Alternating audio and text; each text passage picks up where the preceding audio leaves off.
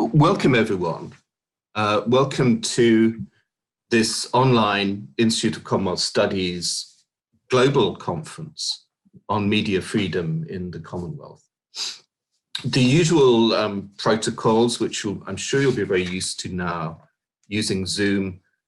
Please mute your microphones unless you're speaking to avoid any interference. For questions, please use the chat function, and the chairs will feed questions into the discussion. Our panelists will introduce themselves first. There'll be a discussion amongst them, and then we'll take questions from the floor towards the end of each of the panels. We'll be recording all of these sessions and making them available on our website. And I'll also be tweeting. We've got a hashtag CW in capitals, media freedom, and I've kicked that off already. So please do tweet about the sessions throughout the day, and people will be coming in from across the world during the course of these 12 hours. Let me just say something very briefly by way of scene setting and introduction. One of the key things the Institute has been exploring in recent years is how serious the Commonwealth really is about media freedom. The Commonwealth Charter, signed in 2013, affirmed its members' commitment to, quote, peaceful, open dialogue and the free flow of information, including through a free and responsible media. It's been something that the British government has taken up. Of course, our current Prime Minister is a former journalist and probably a future journalist as well. But even before Boris Johnson became Prime Minister, this was an issue that the British and the Canadian governments had taken up very strongly. They organised a major conference in London on this theme last year in July, and indeed there was another online conference which the Canadian government had co-sponsored earlier this week on media freedom. It's an area where the Commonwealth and certain Commonwealth countries certainly have considerable room for improvement. The Committee to Protect Journalists has listed the Commonwealth countries of India, Pakistan, Bangladesh, and Nigeria as among the 13 states in the world with the worst records for prosecuting the murder of journalists. Indeed, the Institute really got involved in this subject, partly because of the decision to allow Sri Lanka to host the 2013 Commonwealth Heads of Government Summit, a place where the life of a journalist could be a very dangerous one. And we provided a platform at the time to critics of the regime and also journalists who were trying to operate in those very difficult circumstances. And coming up to the next Commonwealth Heads of Government in 2021, and we may touch upon this, the summit is due to take place in Rwanda, which is also fairly low down on the the World Press Freedom Index. And again, a very dangerous place, potentially, and difficult place to report from. But this isn't a North versus South issue. The UK, for example, was only in 33rd place in the Reporters Without Borders 2019 World Press Freedom Index.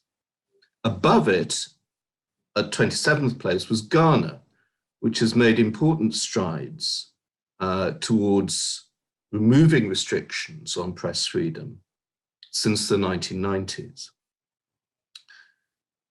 So this is an area, and I think we want to map this out, where there is good practice and also bad practice across the Commonwealth. And it's something that the Institute has been keen to explore in the past. Way back at the beginning of this year, before lockdown, my colleague Sue Onslow, who's going to chair the first session, organized a seminar in partnership with a number of different Commonwealth organizations, including the Commonwealth Journalists Association, Commonwealth Parliamentary Association, a seminar in Parliament, which was addressed by the UK's then Special Envoy on Media Freedom, Amal Clooney. And we've been involved in a number of different initiatives. Perhaps the most important one was in a working group, again, along with a number of different organizations, the CGA, the CPA, the Commonwealth Lawyers Association, to draft a set of principles for media freedom in the Commonwealth.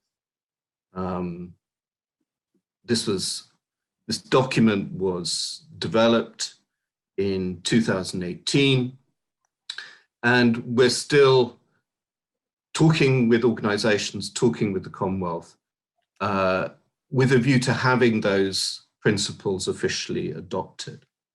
So this is a major part of our work, and this conference today is sort of taking that forward, using the technologies that we've got used to during lockdown to bring in speakers from right across the Commonwealth. It's a fantastic opportunity. What are we going to be exploring? Well, each panel will be slightly different, but we have some big themes, I think, in our mind. The relationship between effective media and democratic accountability. Conversely, the dangers posed by developments such as the rise of populism and disinformation and fake news, and the difficulties of regulating and combating this, whilst at the same time maintaining freedom of expression and press freedom. The impact of changes in technology, the rise of social media, changes in media ownership, and immediately in this context, this immediate context, the impact of COVID-19. To what extent has that been used as an excuse to suppress free expression and free reporting? And as I said before, we're looking for examples of good practice from across the Commonwealth, things we can actually learn from, and ways in which we can hold the intergovernmental Commonwealth to account on this important issue. So those are some of the themes we'll be exploring. There'll be many, many other things that we'll touch upon. Without further ado, let me hand over to my colleague Sue Onslow, who has done really our most important work in this area at the Institute in recent years. So it's highly appropriate that Sue should chair this first session on Southeast Asia and the Pacific. Over to you, Sue. Philip, thank you very much indeed. And my sincere thanks to you for your energy and drive in putting this day-long meeting together and for drawing in such an extraordinary, impressive range of speakers.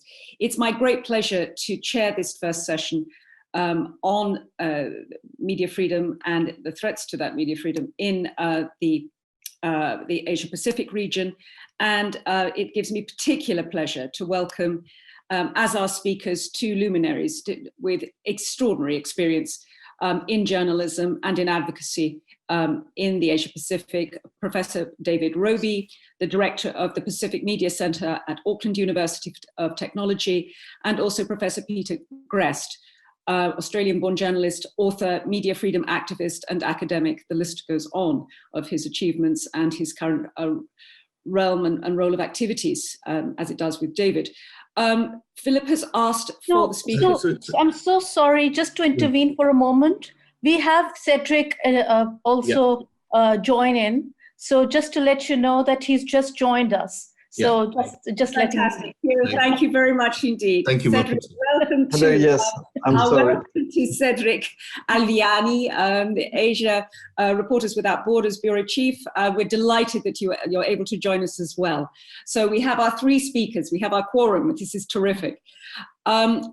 Philip has asked that in the guidance notes for the speakers that each should speak for 5 to 10 minutes, introducing themselves and giving a background of their particular views on the challenges to media freedom and where there has been backsliding, but where there are still lights of hope, it could be said, where good practice can be built upon. And then we will, as I say, move around the speakers before I moderate a discussion between the three and open it then to wider Q&A among those who have been able to join us on Zoom. So David, if I could ask you to be our first speaker, and I know that you have a short video that you'd like to share with us.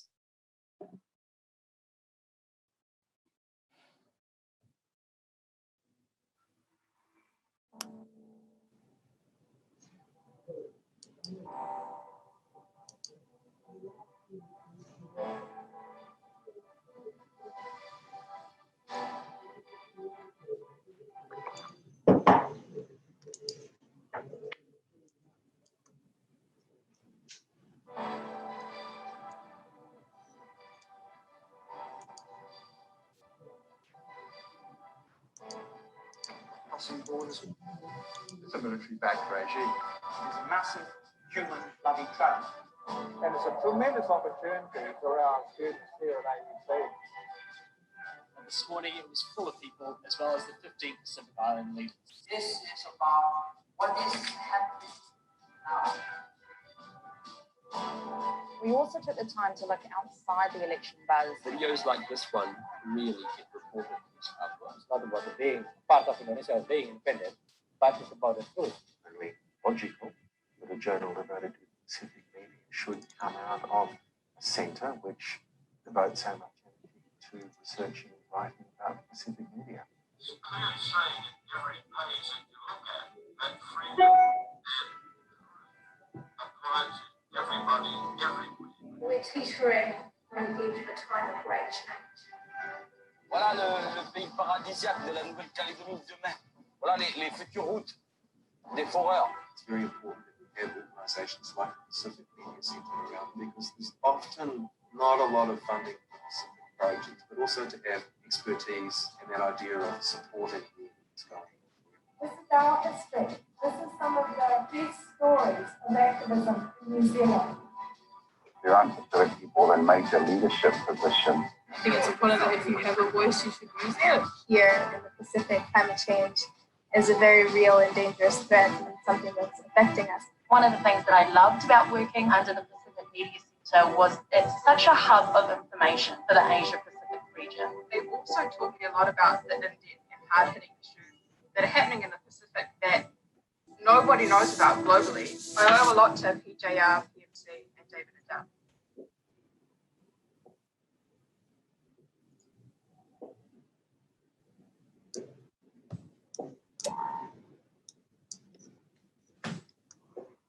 Thank you very much, Philip, for sharing that.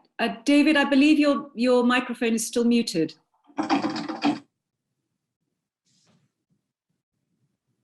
Tēnā koutou, tēnā koutou, tēnā koutou katoa. That's warm Pacific greetings. That's a greeting from our Indigenous language, Māori language in Aotearoa, New Zealand. Indonesia. Sorry? Firstly, I'd like to say I have to apologise. The audio on that was not good for me. I hope others had a better experience of it. It's actually a very good video, but it is on YouTube and can be seen at a later time.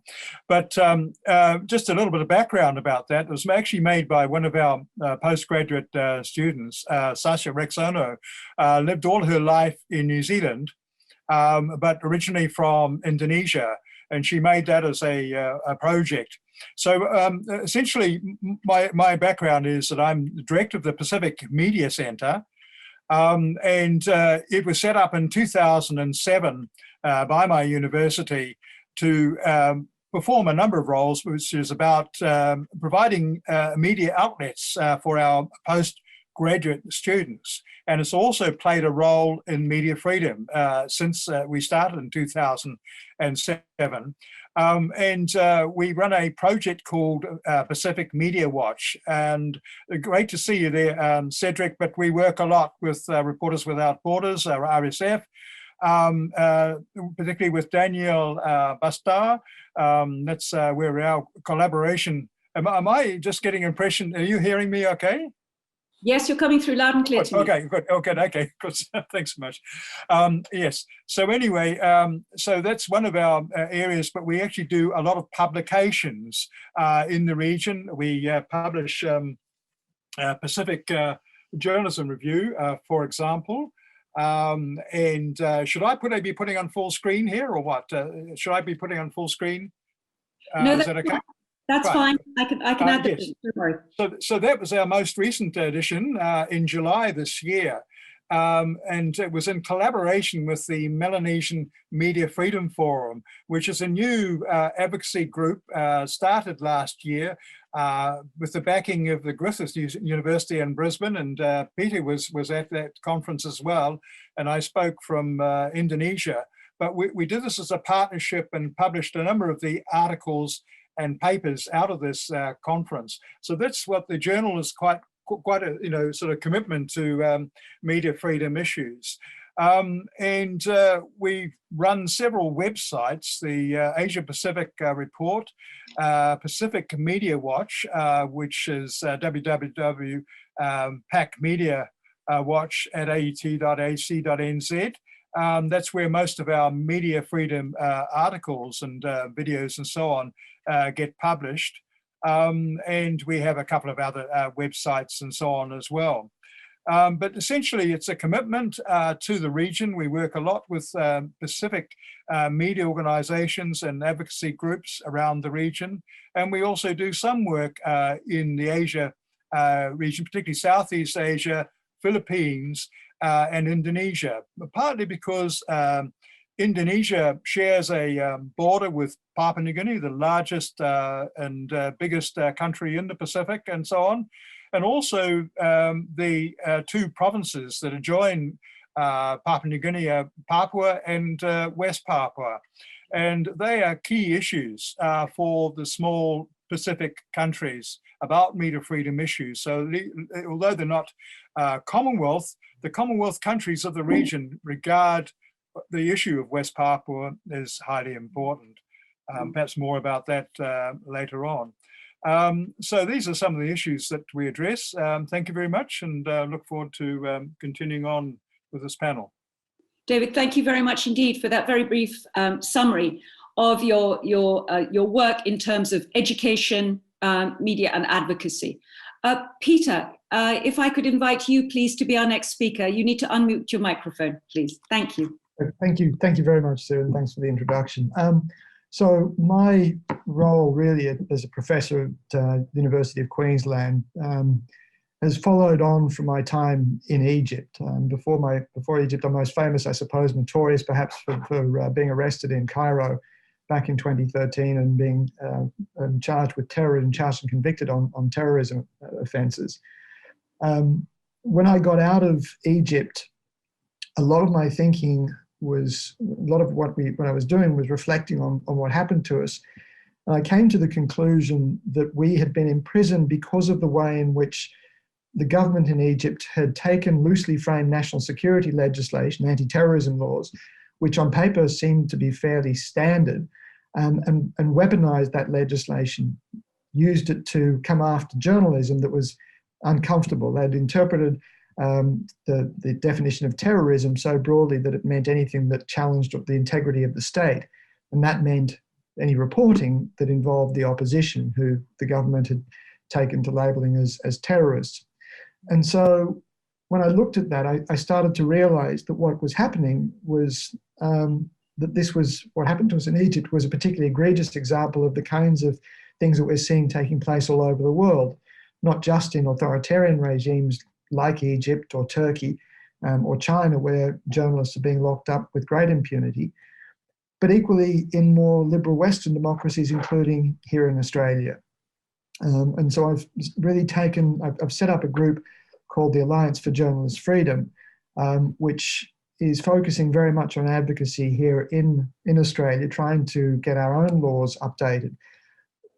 For a long time, we had been seen as, not as cranks necessarily, but as perhaps as advocates who are being a little bit overly dramatic in describing Australian legislation as undermining press freedom. And that was, of course, until last year when we saw the Australian Federal Police raid the premises of two journalists who were both covering on consecutive days from separate news organisations, in which the police were looking for sources of stories that involved classified leaks. Both cases, those stories were clearly in the public interest, but in both cases, and in neither of those cases did the journalists publish anything that anybody had suggested undermined national security. And so what happened then was, I think it drew a lot of public attention to the reality of how the laws actually operate here in Australia. We've seen since then, obviously, COVID strike and the way in which governments across the world, and in particular in the Asia-Pacific region, have weaponized COVID in much the same way that governments weaponized terrorism, the war on terror, and used that as a way of controlling the narrative, controlling journalism, controlling the flow of information, and in particular dealing with anything that might challenge the official narratives. We are seeing some progress here in Australia. I think the AFP raids created quite a public stink that has given us an opportunity to change the law, or at least get some legislative reform. We're still a long way from getting there, but at least in Australia, I think that there is an opportunity to move the dial. But that theme, I think, is something that we're seeing playing out right across the world, but as I said, particularly in the Asia-Pacific region. Thank you very much indeed, Peter, for stressing the, as you say, that weaponized use of existing legislation and the need to address legal frameworks and misuse also of national security legislation. Cedric, if I could ask you please to be our next speaker and to introduce yourself and to outline your range and realm of activity. Thank you very much. So I'm Cedric Alviani. I'm a French national, but I've been based in Asia for over 20 years now, working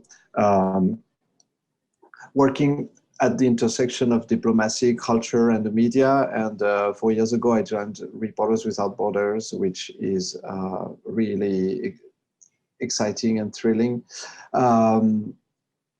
Reporters Without Borders, that is known as RSF for its French acronym, Reporters Sans Frontières, is an international non-governmental organization that defends journalism and freedom of information. We have a recognized public interest function and consultative status at the United Nations and other international organizations. Well, why is it important to defend freedom of the press? Actually, there's many more challenges for the world: pandemics, war, terrorism, inequalities, environment. So why journalism? Actually, because none of these issues can be addressed without independent reporting. If you don't have journalists, you just as a citizen cannot have any guarantee that human rights, the rule of law, your basic freedoms are respected. So journalism and freedom of the press are somehow the guarantee for other freedoms and rights to be respected. At Reporters Without Borders, we define freedom of the press not as the right of media owners to impart contents that suit their interests. It's very important. We define freedom of the press using Article 19 of Universal Declaration of Human Rights, which is the right of the public to receive accurate information, the information they need to be able and participate in public affairs, the information they need to hold the powerful accountable.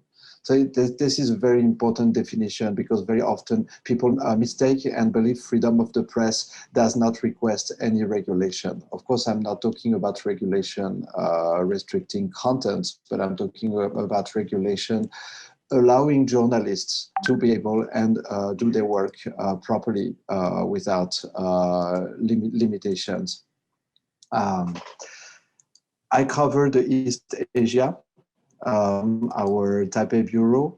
Of course, China is our major subject of concern, not only for the consistent violations in China. You know that currently more than 118 defenders of freedom of the press are jailed in China, and the Chinese regime starting the moment when President Xi Jinping came into power has enforced a major crackdown on independent journalism. So we of course consider China to be the #1 enemy of press freedom in the world, not only for what happens in China, but also for what the Chinese regime is trying to do in the rest of the world.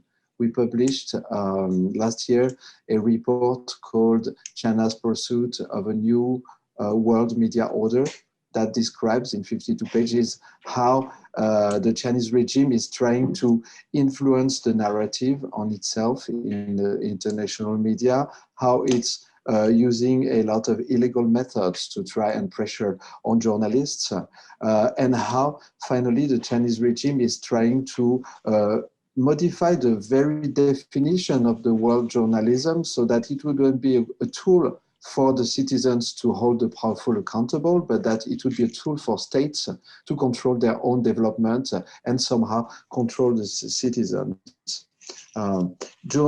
Independent journalism is what makes the difference between a citizen and a subject. The fact that as a person, one would be able and have sufficient information to take decisions. So last, I will say a word on COVID-19 in China. Actually, we cannot blame China for the pandemic of COVID-19, but it is a fact that if journalists in China had been able to properly do their work, if they had been able to launch the alert when it was possible, COVID-19 would probably never have left the Chinese borders. This is the proof, if needed, that censorship knows no borders and that no one in the world can consider anymore that censorship in a country is the problem of this country's people. Censorship in China, it is proven, has had major consequences all around the world, and it's actually the same for censorship everywhere. So it's about time that democracies would unite, would stop looking the other way, and would seriously apply pressure on violators, on press freedom before it's too late, because our own systems are being attacked, and it's not sure that journalism, independent journalism, would still exist in a few decades. Cedric, thank you very much indeed for setting this discussion very much in its wider context beyond the Commonwealth group of nations. And also particularly for your reference to the role of China, responsibilities of China, and what is going on in Chinese society and the reaction of the government of President Xi Jinping. I would very much like to refer to the role of China, in fact, in the wider Pacific region, because of course there are debates about Chinese influence and activity in terms of its commercial activities, the arguments about neocolonialism, questions of sovereignty, and of course also about commercial activity and environmental despoliation. Colleagues, if I could ask each of you, how do you feel, in fact, what are the most serious long-term trends that you have identified in the Pacific region and the Pacific Rim, which have indeed been accelerated by the COVID pandemic? Because obviously the restrictions around this global pandemic have brought issues to the fore, but they have also precipitated new examples of repression of media and reporting and threats to journalists. Peter, if I could begin, sorry, David, if I could ask you, please. How do you see long-term trends? David, I'm sorry, we cannot hear you. Please, could you turn your microphone on? Thank you. About that. Yes, yes. Now, the major problem right now is this year with COVID-19 is a trend that had already started, but has now been escalated very much for governments in the region to use the laws, essentially to clamp down on media. What I've referred to in one of my articles previously is creeping authoritarianism, but it's actually more than creeping. It's actually escalating and getting rapid. We've only just seen the developments just yesterday in the Solomon Islands, for example, where the government has served notice that it's going to censor Facebook. Now, there's been a trend to clamp down on Facebook in a number of countries in the Pacific. Papua New Guinea was talking about it a couple of years ago, and they went through a sort of a brief foray, but not really a full lockdown. Samoa has threatened to do it earlier this year in July. Nauru, of course, had it banned for a couple of years, all in response to what is generally unfavourable criticism of the governments of the day and politicians and so on. But what is worrying long term, and this picks up on Cedric's point, is China's influence in the region. China's undermining perhaps of the long-established independent media sort of norms. Like Fiji, for example, was for many years probably a beacon of good practice in journalism right up until the original coups in 1987. It's had 4 coups all told, and each time media freedom is sort of taken a big step backwards. So it's always been a problem since the first coup. But for years, it was a really long and very vibrant media. It has very much at the moment a lot of influence from China. We saw that with the APEC meeting in Port Moresby in 2018, with China influencing the Papua New Guinea government in terms of the responses to journalists that were reporting unfavourable comments and so on. And so there's a lot of speculation right at the moment with the Solomon Islands that the real reason the Prime Minister and the Communication Minister have come out with statements saying, well, it's, sort of insults against politicians, aggressive descriptions on Facebook and so on. But the real speculation behind the scenes is that there's influence from China with the government itself, particularly with extraction industries, logging, etc. in the country, and of course many sort of interests that are involved in logging and so on are Chinese owned. So that is a worry, and I think it's increasingly a worry for the region. Thank you very much. Peter, I know that you've been concerned obviously about the concentration of media ownership in a different way in Australia. Would you like to share your thoughts on that? Yeah, in fact, it's been a very big issue here in Australia quite recently as well. A former Prime Minister has launched a petition calling for a royal commission into the concentration of media ownership in Australia. A lot of the debate was focused on the dominance of News Corporation, of Rupert Murdoch's news organisation here in Australia. And it is indisputably dominant. It controls over 50% of newspaper readership in the country. By the time you add Sky News and others, it is massively dominant. But we also have one other commercial news provider, which is the Nine Network, or the Nine, which recently bought out the Fairfax newspaper chain, which was the other main competitor to News Corporation across the country. And so in a lot of towns, a lot of cities across Australia, apart from Sydney and Melbourne, and I include Brisbane in this, where I'm talking to you from, is a one newspaper town. The only published newspaper we get locally is the Courier Mail, which is owned by Murdoch. There's a lot of the discussion and debate here in Australia has focused on Murdoch in particular, but I think personally that's been a bit of misdirection, because it is generally the concentration of ownership, regardless of who is dominant, that we need to be concerned about. We've seen, of course, a flourishing of online newspapers. The Guardian Australia is rising in popularity here. And there are a couple of other startup news services around the place, but they really don't come anywhere near the dominance of those major news organisations. The government has just announced an inquiry into this. I would hope that we will see some action on it. But again, the problem is that because News Corporation and Channel 9 are so dominant, they also tend to dominate the political discourse, and they wield tremendous influence over the politicians who are supposed to be investigating them in the first place. And so it's one of those kinds of paradoxes where media ownership is a big issue around media freedom, media concentration. But the media owners themselves, who are the subject of the inquiry, also are the ones who are pushing back against it. The fact that we have this inquiry, I think, is really important. I'm a little bit personally, I am skeptical about whether it's going to achieve anything significant. But I think the fact that we're at this point now is promising. The only thing I want to point out is that the petition that Kevin Rudd, the Prime Minister, began received hundreds of thousands of signatures very, very quickly. And so it's quite clear that the public recognise the issue and the public is behind this inquiry. So who knows, we may still see some significant developments there. Okay, thank you very much. Cedric, would you like to add your thoughts on this question of media dominance and Chinese influence helping to control a particular public narrative and what is in public forum discussions outside of China across the Pacific?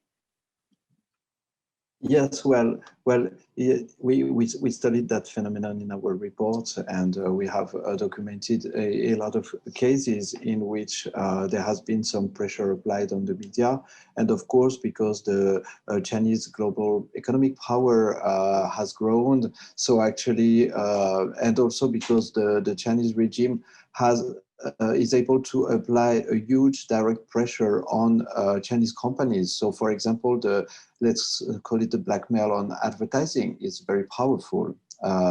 It's not. It's not only, of course, in the Commonwealth countries, but especially like in Australia, Canada, where there's big Chinese overseas communities or Chinese expatriate communities. Of course, there is a huge weight. We saw the same phenomenon in Hong Kong, where basically a lot of media have started self-censoring because they wanted to keep their advertisers. So this is a very huge pressure. Colleagues, if I could widen this beyond, shall we say, political pressure upon governance and upon media organizations, and consequently on editorial freedom and the work of journalists, how much do you see that, in fact, that there is emerging, shall we say, a malign interaction between social media and new technologies and government's ability to manipulate that public narrative precisely because it provides them with fora, with platforms that circumvent journalists, that in fact remove the possibility of holding the powerful to account? So we need to be, should we say, sophisticated in our understanding of, in fact, the challenges that social media and new technologies pose to the work of journalists, as well as the enabling factors that they offer, that social media offers. Yeah, I think it's been, I mean, it's obviously a massive issue, the digital disruption in ways that we still don't really fully understand. But, you know, I think it's quite clear that it's given politicians the capacity to bypass journalism and speak directly to the people. And of course, when we originally conceived of the internet, that was seen as a great thing, that the sort of direct communication between politicians and their constituents. But, you know, I'm not revealing anything unusual. No one will be surprised when I mention Donald Trump in this context. And that's, you know, we're all very, very aware of just how damaging his weaponization of Twitter has been to American democracy. But again, and I'm sure that Cedric will have a few things to say about this, but we're seeing the capacity, and as we've just mentioned, that for governments to control social media in ways that I don't think anybody really anticipated from the outset as well. And I think that's, you know, again, this is not a new discussion. We're all very aware of, I'm sure everyone who's involved in this forum are aware of the kind of contradictions and the legal challenges and ethical challenges that controls and limits to social media present. But I think, and again, let's go back to COVID, what we're seeing is a constant reminder, ultimately, that we still fall back to good journalism. That's still a foundation. Governments can control social media. Social media is controlled by the companies through their algorithms anyway. Social media has been the vector for fake news, for misinformation. All of that is well understood. If you end up with a strong social media being disruptive and you don't have the capacity to support good journalism, independent journalism, then you end up with information chaos. We've seen through COVID, subscriptions and readership for legacy media go through the roof because it's quite clear people understand the need for solid information, and that's where they go back to. So in my view, social media is a great sort of adjunct to public debate and social conversations. It's problematic. We're still figuring out the road rules around social media, but all of that is relatively meaningless unless we're able to keep a good, strong, traditional journalism alive and functioning and well protected. David, this comes straight back to your long-standing work in the realm of education and training of journalists and your work of advocacy. Would you like to add your comments on this, your particular viewpoints from New Zealand? Yes, well, one of these strands that we've had, and not just ourselves at AUT, but other journalism schools around the Pacific, for example, the University of the South Pacific, where there's always been an emphasis on good, ethical, sound, core values journalism, as Peter's referred to, and so on. There's been a pattern of trying to sort of produce some alternative media, independent media, out of university contexts and so on. For example, University of South Pacific has its own newspaper, Wansawa, which is published by a daily newspaper. It comes out as and I think this is quite unique, and certainly I don't think it's an equivalent thing in Australia or New Zealand, where a newspaper is produced by a journalism school and comes out with it from daily. So it has about 20,000 copies of circulation, for a student publication, quite incredible. But I did want to pick up on the situation right at the moment with the Solomon Islands, because that represents about, how, as Peter mentioned, about the weaponization that governments have in the region. And this has been happening right across the Pacific too. But you have these extraordinary sort of dilemmas and contradictions, you see, because like in the Solomon Islands, for example, all the small media, and they're all fairly small, there's two daily newspapers, the Island Sun and the Solomon Star. Social media, and particularly Facebook, is completely integrated into their news gathering and the news distribution system. But at the same time, the government also depends on Facebook. For example, the Solomon government does a regular program on Facebook and so on. And so when the government made this decision again to sort of ban Facebook, they're going to get themselves into quite a pickle, because they hadn't really thought through what's the strategy to actually do this.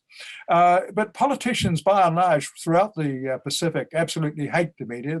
They have very little understanding of the role of the fourth estate and so on.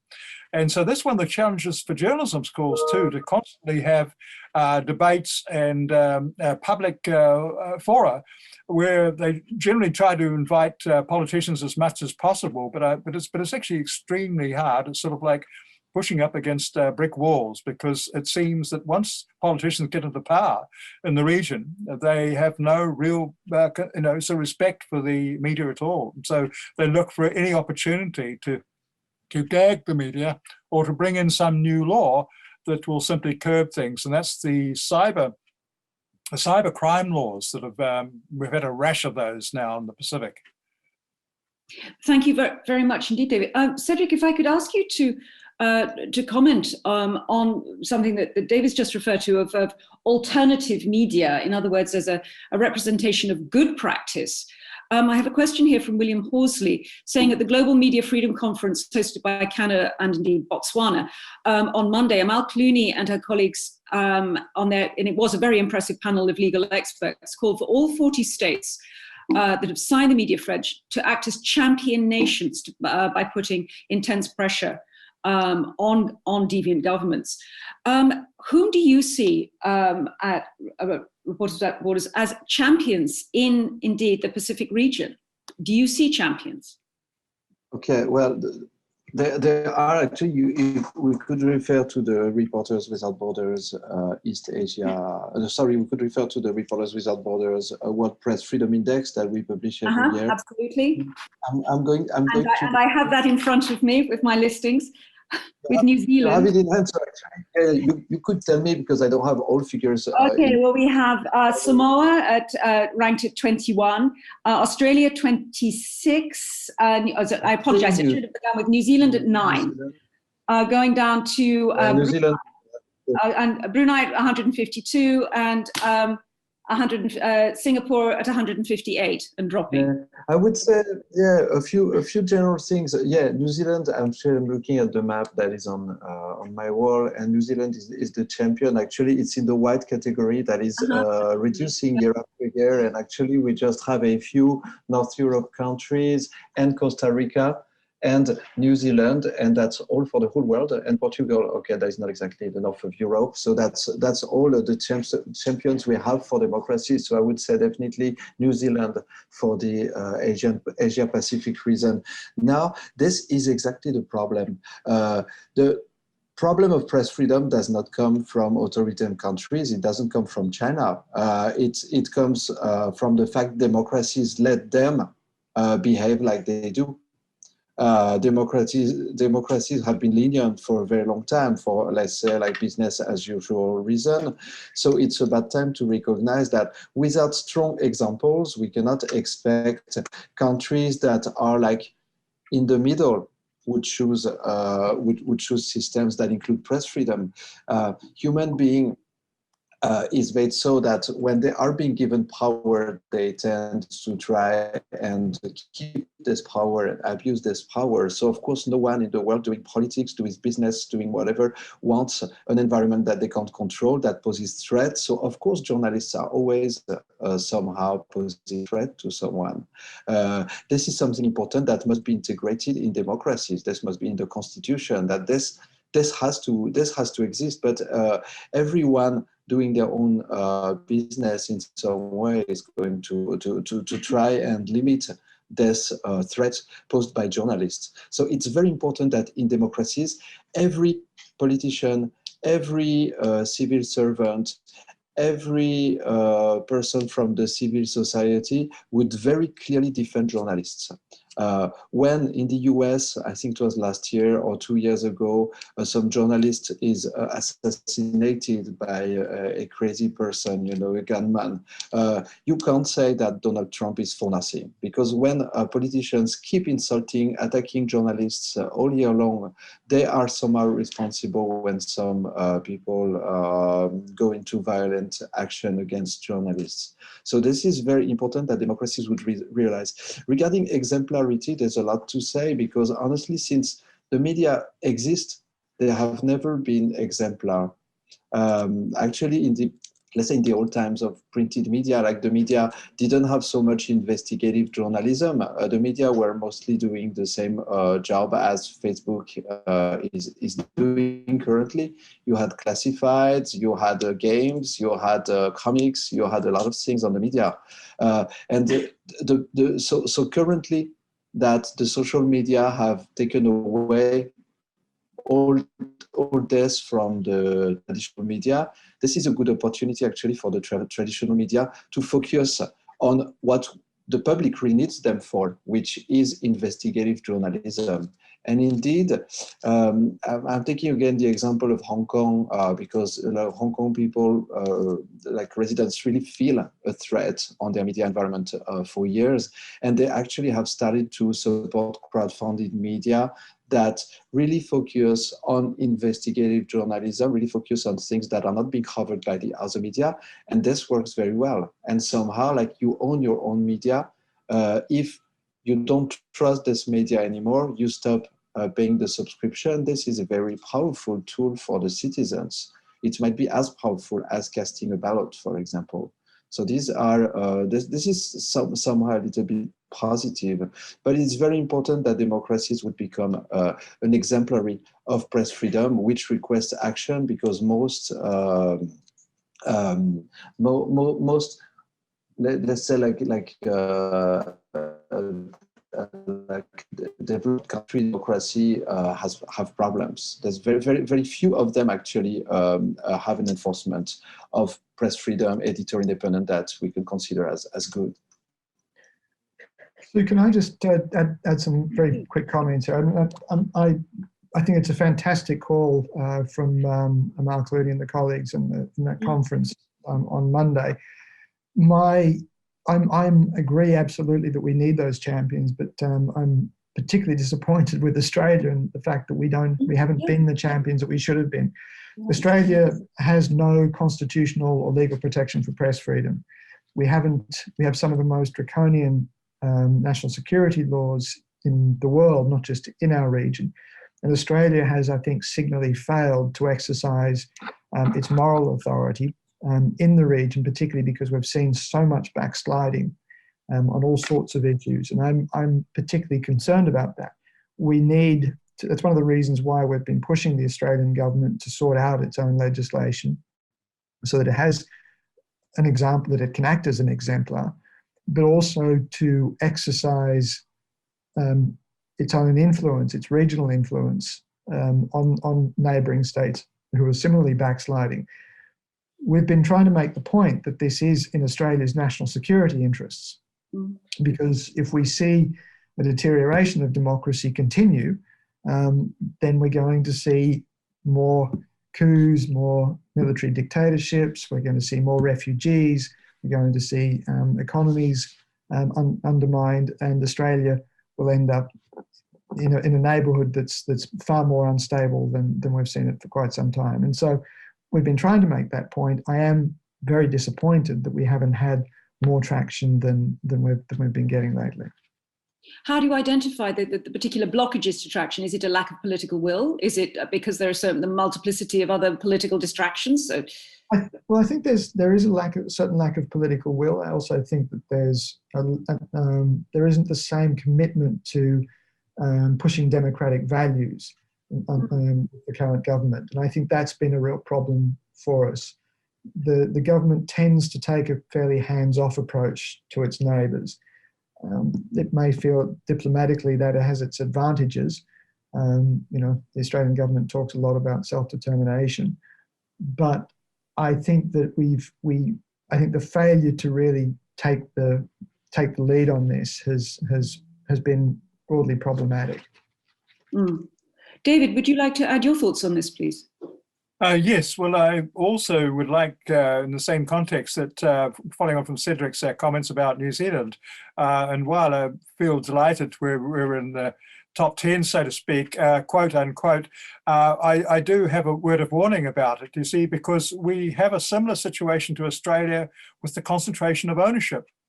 And I don't believe that the various international surveys quite take into account enough about ownership and the impact on media freedom that actually has.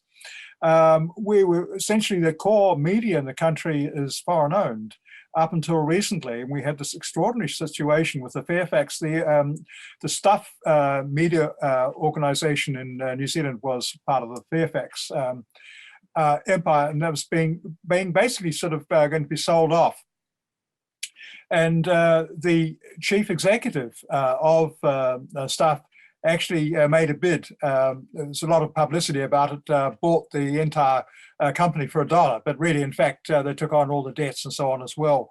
But the country was absolutely delighted about this, because they actually saw the regaining of ownership of a major newspaper chain in the country, one of the only 2 newspaper chains, and was something about the benefit for democracy and sovereignty and so on. And the Commerce Commission had, for the last couple of years, blocked attempts by both the 2 newspaper chains to join together. We would have had an incredible situation of where almost all the newspapers in the country were owned by one organisation with enormous a negative impact on democracy as such. But that being said, I think that, overall, as a country, we are still pushing democratic values and where we've had influence around the Pacific, particularly smaller Pacific countries. So that is a good thing. Colleagues, thank you. I wonder if we could, just in the brief time for the remaining of the center of the panel discussion, talk about where there are instances of good practice, instances of institutional solidarity and cross-network support. This is in addition to the extraordinary work that Reporters Without Borders does in highlighting challenges to media freedom and safety of journalists across the global context. Particularly, there was a Media Freedom Forum last November, the Melanesian Media Freedom Forum, which convened in Brisbane, at which there were, it seems, media representatives from 5 participating nations: Fiji, Vanuatu, Solomon Islands, Papua New Guinea, and West Papua, with a declaration of where they identified particular challenges, but also recommendations. And I'm wondering about the work of advocacy outside the national framework, in the international framework across the Pacific, and what more could the Commonwealth do to support that advocacy, to press on governments? David, do you want to take that one? Yes, I will, actually, thank you. I think that's really important for the Commonwealth role in the Pacific, and to support initiatives like this. And one I did mention earlier on about the connection between West Papua and all the countries for the Melanesian the Melanesian Media Freedom Forum, grouped essentially all Commonwealth countries in the Pacific, with the one exception of West Papua and so on. And increasingly, that has become such a critical issue for Commonwealth countries in the region. And it's a hot potato for governments, for the Pacific Islands Forum, for example, which is the political entity that groups the independent countries in the Pacific. They've generally been very wary about self-determination issues, and particularly ones that seem to be thorny for the sovereignty and integral sort of borders of particular countries. And so they have not really taken up the issue of French Polynesia, for example, even though there's a very strong connection between French Polynesia and the Cook Islands and New Zealand. The indigenous people speak very similar languages, for example, and there's a whole historical thing. The great fleets, for example, that came to New Zealand were from French Polynesia originally. There's New Caledonia. New Caledonia's had 2 referenda now for independence, and each time both those votes has got closer, although the vote has been slightly against independence, that has become an issue, and they've got one more vote to go in a couple of years' time. So these issues are becoming increasingly issues for the media. The media are taking a very strong proactive line on this around the Pacific, and West Papua is their cause célèbre, if you like. But of course, it's difficult because it's part of Indonesia, and sometimes the statistics around media freedom issues in West Papua are hidden, across the statistics for Indonesia as a whole. But this is particularly coinciding with the growth of social media in terms of independent media in the region. So I will see that this is going to become a very big issue in the next few years. Now, Australia and New Zealand, of course, hands off. They've kept right out, and most of the media actually report very little about West Papua. But globally, when you get to international organizations, Al Jazeera, all the various news organizations are covering West Papua, whereas much of the mainstream media in Australia and New Zealand don't. So the Pacific nations, the small media, it is a critical issue for them. So increasingly, we're going to sort of see some interesting sort of developments in the media over this issue. Yes, Peter, would you like to comment on that? Look, I think overall the Commonwealth is vitally important. I remember when I was in Africa, seeing the way that the Commonwealth, seeing the importance of the Commonwealth in ways for a lot of the smaller member states, in ways that that we never really appreciated in the larger states such as Australia and the UK and Canada and so on. And I think that we really shouldn't underestimate the importance of peer pressure on these issues. So I really think it's something we need to be encouraging and supporting with a lot more vigor than we currently do. Mm. But in terms of visibility, because I mean, David made express reference to the Melanesian Media Freedom Group, to the Pacific Island Forum, that individual spokespeople and representative governments are Commonwealth members, but the Commonwealth brand, the strategic brand, seems to be lacking there. Is that a fair comment? Yeah, I think it is it is a fair comment. I can't really, I mean, I haven't I haven't been involved in too many Commonwealth fora across the Asia Pacific. And again, David's had a lot more experience than I have, and perhaps Cedric as well. All I'm saying though is that I think we still need as much support from those member institutions, those big international institutions, because I do believe that they wield a lot more influence than we often give them credit for.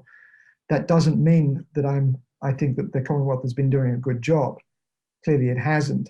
And again, we know that, again, I'm talking from my own experience in Africa, but I know that the Commonwealth often dives into bureaucracy to avoid having to tackle issues that the member states themselves would rather not engage with. You know, it's a deeply flawed, imperfect institution. But having said that, I still think there is value in pushing the Commonwealth to take a more principled line on these issues. No, thank you very much.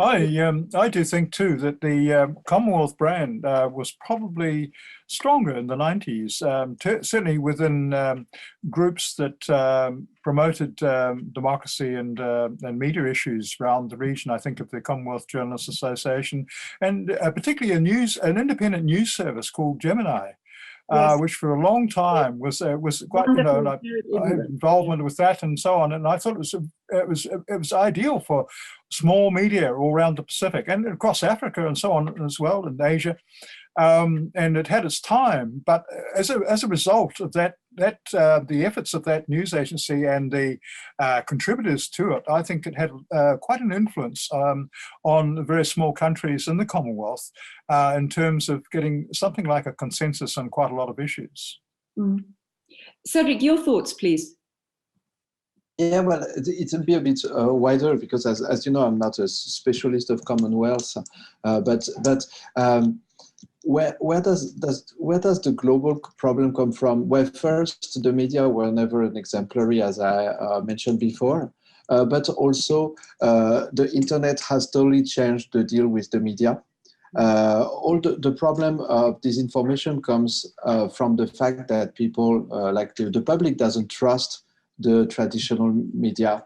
I was about to say doesn't trust anymore, but it's not the question. It's that before they didn't trust more, but they didn't have choice. You had to, if you wanted information, you had to buy a newspaper. So you had to buy one. You choose the one you trusted the more or you distrusted the less, but you had to purchase one.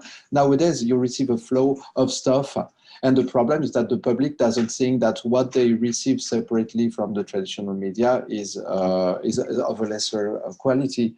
So actually, that's the reason why Reporters Without Borders has started an initiative that is currently actually developing called the Journalism Trust Initiative. And the purpose is to create, I mean, it's already on test in some countries, is to create a certification on the model of organic food certification. Basically, when you want to buy your cereals and want you want the ones that won't harm your health, then you trust these little logos on the pack, and you're ready to pay a few dollars more in order to have this insurance of equality. And it's the media are a product. The media are an industry. They make products which are news, which are quite specific, but not more specific than other industries. And it's totally possible to assess the production process of a media.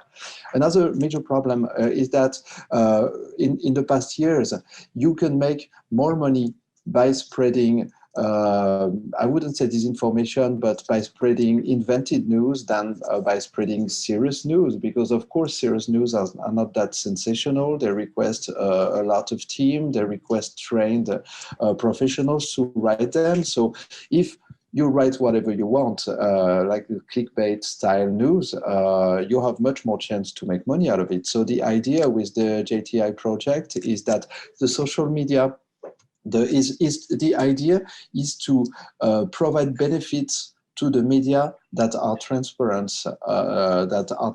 regarding their processes, and that create quality information so that they somehow would make more money than the media that don't. So far, it's the opposite, and it's been the major problem. So we hope with this project, the governments, the social media, and the public would have a way to choose some media that may not be Pulitzer Prizes, but that they probably can trust more because they have been transparent on their processes. So we believe this could be one solution. Cedric, thank you very much indeed for if you like, for adopting a very much an alternative approach to the production process of media as an industry. I'd like now to move to questions from the floor. I have a question from my colleague, who's another senior research fellow at the Institute of Commonwealth Studies, William Crawley. He says, Cedric Alviani mentioned the view that freedom of the press does not require regulation, only deregulation. William asks, how common is this view in the Asia-Pacific region, and which areas do you see the need for positive regulation as most pressing? Well, I'm sorry, but such as right to information. I said the exact opposite. I say the press freedom is I think William misunderstood your. Press freedom is not the freedom of media owners to impart whatever contents suit their interest. Press freedom is the right of the public to receive quality information, and therefore it is necessary to have democratic control on the media, and total deregulation of the media is actually going against press freedom. It's basically the law of the jungle. The richest buys the media and they do whatever business they want with them. So it's necessary to have democratic control. Of course, not on contents, but on in order to ensure that journalists can do their work without pressure, and that information can be reported, basically. Thank you very much, Cedric. Another comment from Aditya Sharma from the Commonwealth Human Rights Initiative. The increasing use of social media for news has disrupted the business model of news organizations, exactly your point, Cedric, that you were outlining, as have other panelists, encouraging economic opportunities that aid the business of disinformation, misinformation. The future of news is threatened by social media due to no clear coordination and clarity on what amounts to news, journalism, and a journalist in the web space. This is exactly the points that you have made. My point, picking up on that, is we've identified where there may be governmental repressive problems, influences from outside, potentially malign great power actors, influences of multinational corporations and media concentration. What of a lack of solidarity among journalists themselves?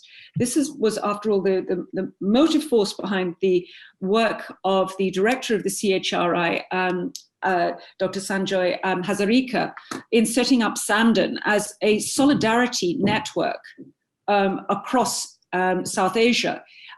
Are there such moves in the Pacific? Is the media environment, in fact, too small in small island developing states? What are your thoughts? Or am I misunderstanding, in fact, the dynamics of journalist solidarity across the Pacific? Well, I'd say that the feelings of solidarity are quite strong in the region, but the organizations, the structures that would support that solidarity are very weak. For example, there are a few journalist unions. There's nothing equivalent, say, of the MEAA, for example, but even a country like New Zealand has regressed in this area over a number of years now. But there are small fledgling organizations. Of course, there's the Pacific Islands News Association, PINA, which is based in Fiji, has a secretariat and so on. But essentially, it is an organization of the small owners, because most of the media organizations in the Pacific are small. And their interests are largely confined to the particular countries that they're from. But there is a new smaller organization such as Pacific Freedom Forum, which is a small group of collaborating journalists around the region. And there are increasingly smaller groups just starting. Solomon Islands, for example, has the AMASI, the Melanesian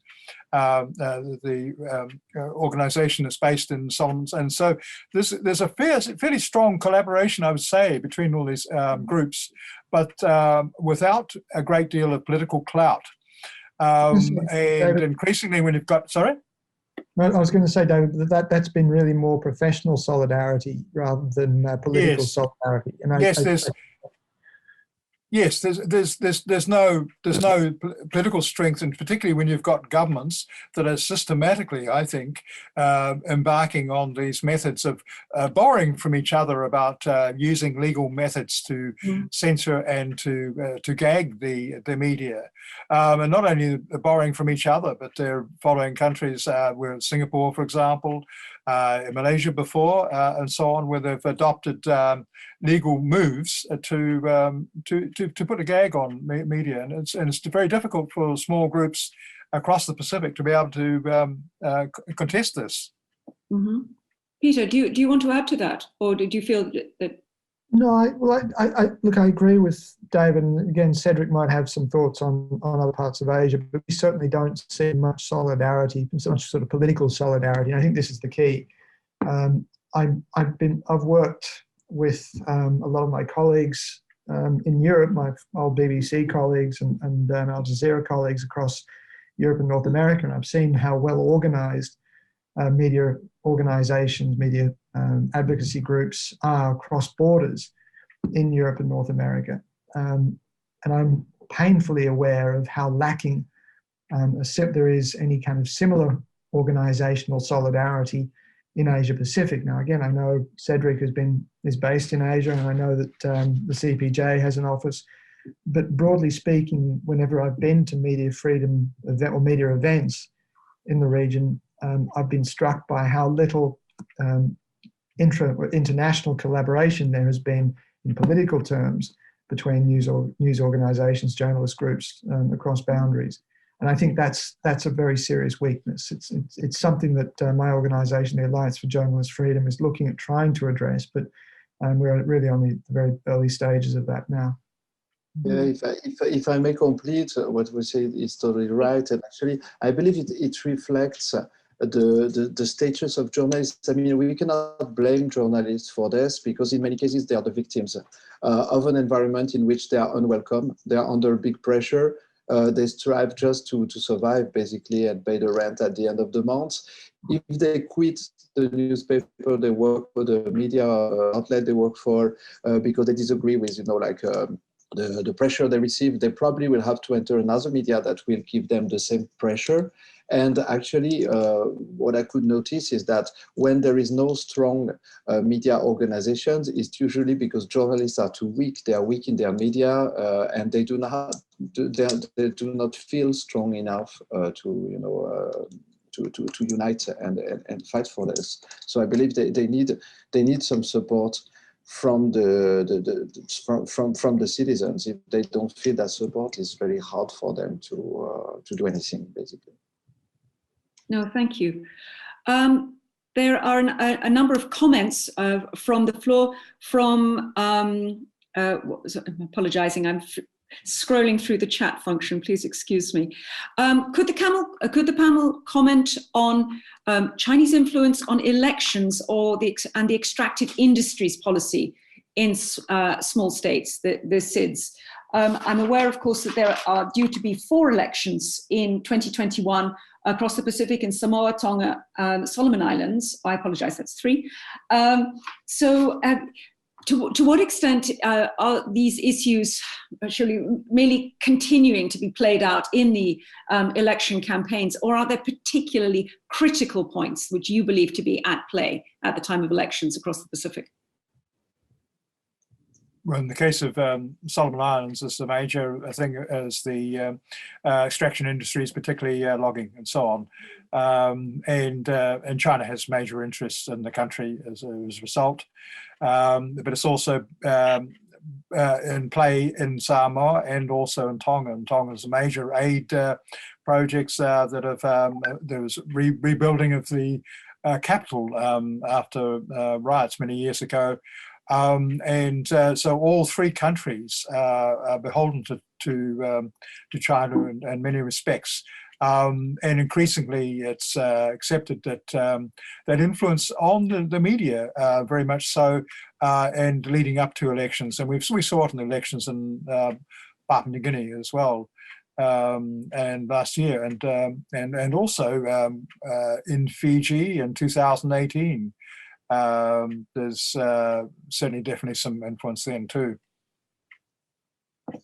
I mean, is there a rise for appetite of Chinese social media apps like Weibo or Renren, WeChat or Youku in the region? Are you aware that could provide additional alternative social media platforms to WhatsApp, to maybe otherwise communication on Facebook or simple text messaging? There's been a lot of debate about replacing, for example, Papua New Guinea, when it was threatening to shut down Facebook completely. It was talking about we will bring in a Chinese app. Whether there was speculation, was it going to be Weibo or was it going to be another type of platform that was Chinese designed and so on. So that was quite an underlying issue around that. If we look at the Solomon Islands at the moment, because the issue is, well, if Facebook's been done away, although of course they've been backing away from this ban, saying, well, it's only going to be probably a temporary ban. But there aren't really alternatives. We've got Twitter, but Twitter has a very low usage compared with Facebook. Facebook is the main platform right across the Pacific, and it's for most people. And just going back to Cedric's comments before, most people in the Pacific countries, who would say, do not trust the mainstream media by and large. They trust what they get from social media, to not necessarily a discerning sort of approach to where the sources are or the context that the media comes from. So that's, yes, it's a big concern.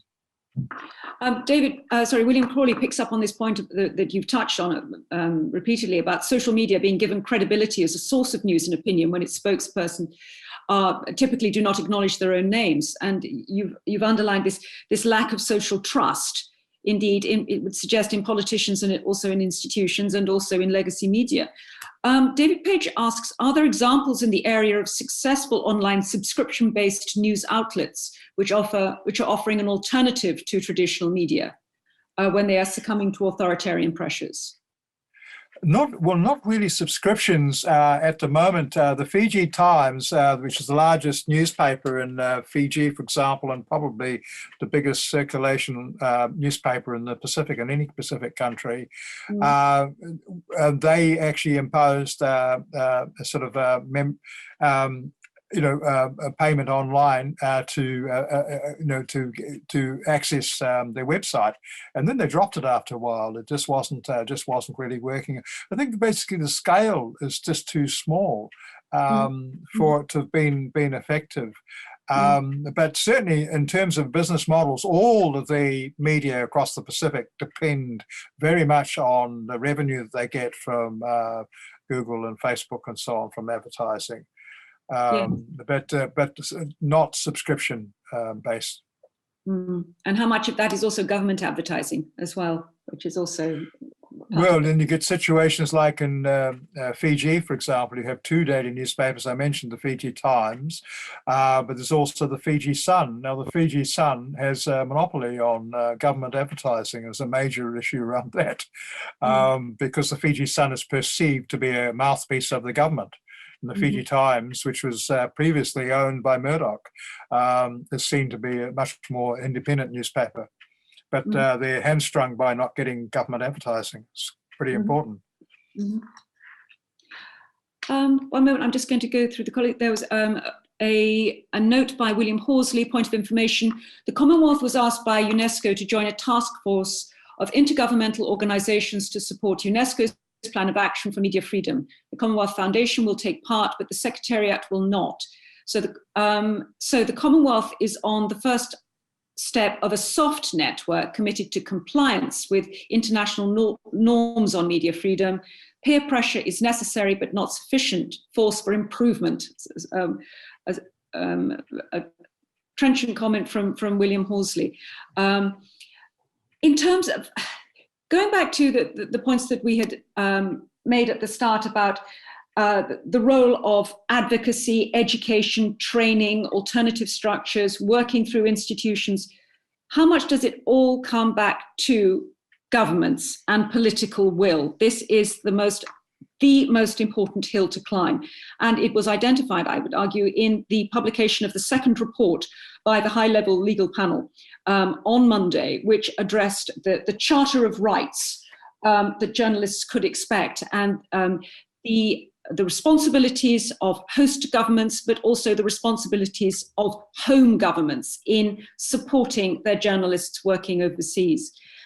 This, of course, followed on from the high-level review panel's publication of its report on the institution of sanction regimes against deviant governments. Would you like to add comment on this work of high-level advocacy, pressing governments to be those champions so that there can be replication across the globe, but in particular regions? One of the approaches that we've been taking is to push the idea that press freedom and national security are interlinked. We've been trying to kind of discourage the idea of a binary choice. Too often press freedom and national security are seen as a trade-off. There's a balance between these two ideas. If you have more of one, you have by definition less of the other. And what we've been trying to say is that that's in fact a false binary, is to completely mischaracterize the problem, that in fact press freedom underlies the more successful democracies, and those successful democracies have also been the ones that have been the most stable, the most economically prosperous, the most peaceful ones.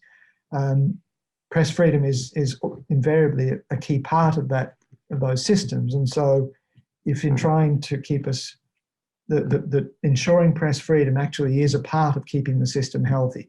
That doesn't always work as a line of argument, but I think it is gaining some traction. So if we can present it as in the national interests of governments, if you can present it as essential to maintaining democratic accountability and therefore democratic stability in regional governments, then you can also push a degree. You can make it a form of self-interest in supporting press freedom across the region. I think that might be the way that we have to go. That we need to describe press freedom in the selfish interests of the countries that we're talking and the politicians that we're talking to. It's a difficult argument to make, but I think it seems to be gaining traction amongst the politicians, certainly that we've been speaking to. Cedric, your thoughts on that?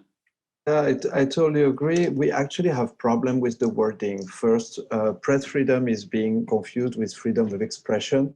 And actually, we don't support freedom of expression that is absolute, on which you can call for murder, for discrimination, or anything. This is not something we can support. But a lot of people get confused.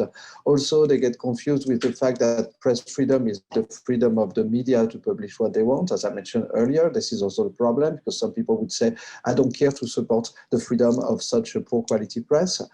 So there's so many things going together. So we have to insist that press freedom is the freedom of the people to receive quality information. And so somehow it should be called freedom of information, or maybe another name, but somehow it would be less confusing. It's a right of the citizens. It is enshrined in Article 19 of the Human Rights of the Universal Declaration of Human Rights.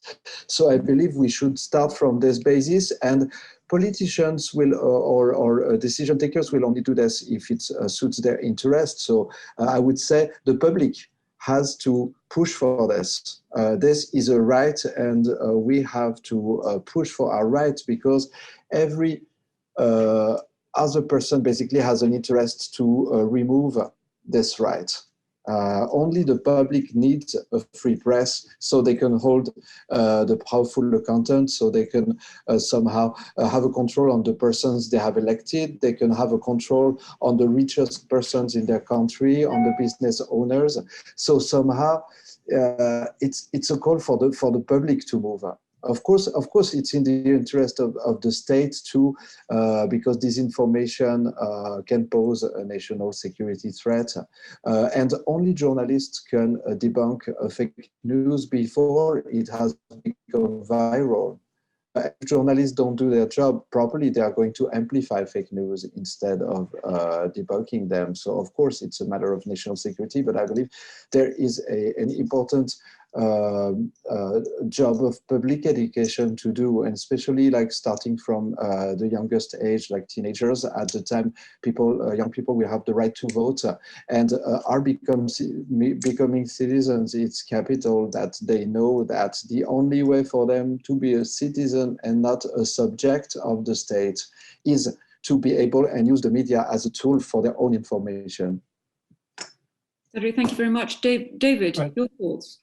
Yes, well, I agree with Cedric about, it's a fundamental right of the citizen to be informed and so on. And one of the roles that journalism schools have, and I think particularly of my experience when I was at the University of the South Pacific, is the attempts to try and raise the awareness of citizens' rights in this respect.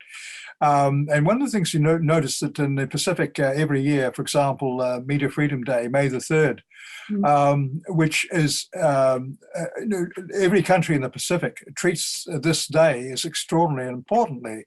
And in Australia and New Zealand, I think it's barely noticed. But it's a very important event right across the Pacific. But one of the difficulties is you have is the lack of education of politicians themselves. It's really understanding the role of media and so on. So it's about empowering the citizens themselves. I think there's a need for a lot more critical studies of media in secondary schools in countries in the Pacific. Because one of the things we realize very much when students come through to do a degree in journalism, and USP, for example, they do a major, they do a double major, so journalism's one strand, but they do politics or might be economics for the other half of their degree and so on. But very poorly informed by the point when they actually come to university. So it really is important to have a much stronger education around citizens' rights to information, to be informed, and their right to have that information. So that's essentially the core of media freedom. Thank you very much indeed, colleagues. As a final question, projecting ahead on the basis of current trends, be they economic and technological, how do you see the media environment in the Pacific Rim, across the Pacific, likely to develop across the next decade or so? And what do you identify as the dangers? I apologize, I have to leave you now because I got another appointment. Cedric, that's totally understood. Many thanks indeed for joining us and underlining the importance of the fundamental right of the citizen to be informed. Thank you. Thank you. Have a good day, all of you. Bye. Thank you. Thanks, Cedric. Peter, if I could ask you, please, what do you identify over the next decade to be the likely trends, economic, technological, political, and the dangers that could be embedded within these? Oh God, I hate it when I get these kinds of questions. Asking you to pull out your crystal ball. Well, yeah. Listen, I've been absolutely rubbish at predicting the future over the past 10 years. That doesn't bode very well for my All right, capacity. What do you estimate rather than what do you predict? Here's my thing. I think that we are entering a period of greater control.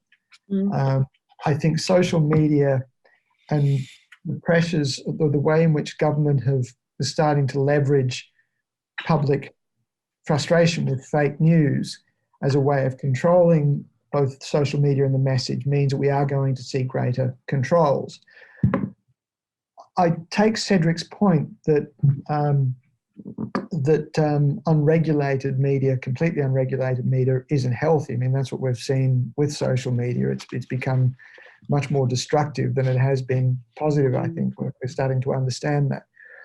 But generally speaking, I'm still a positivist on this. I still think that I kind of sometimes think it's a little bit like the early days of the automobile, when we had a new technology that was radically disruptive to industrial life, to the way cities, people communicated and worked and traveled and so on. But in the early days, there was no such thing as seatbelts and braking systems and collapsible steering columns. Over time, we developed road rules. We developed, we developed safety systems. We legislated for things like seatbelts and effective brakes and so on. And I think, although the analogy isn't perfect, I think we're going to see a lot more road rules, social rules, as well as legislated rules.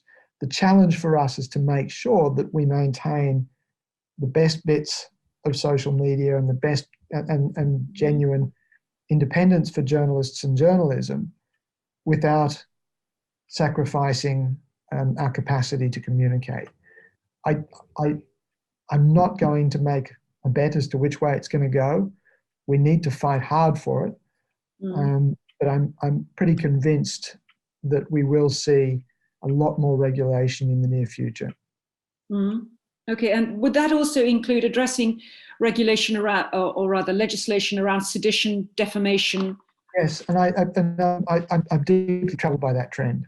I'm deeply troubled by the way. I mean, that's exactly what happened to us in Egypt, the way in which sedition, treason law, national security legislation was used. And I think that's troubling.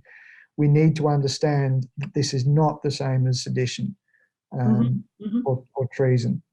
There is a danger too that we conflate social media with foreign interference. The two are connected, and we need to be very careful. Clearly, anyone who's been paying attention will know the influence of the Russian-based Internet Research Agency in the way that it published a lot of fake news and a lot of memes that were designed to divide American politics in particular, but other countries as well. But again, we need to be very, very, very mindful as journalists and journalism advocates that we're not sucked into allowing undue control of the press just for the sake of dealing with these kinds of issues. Thank you very much, Peter. David, your thoughts? Yes.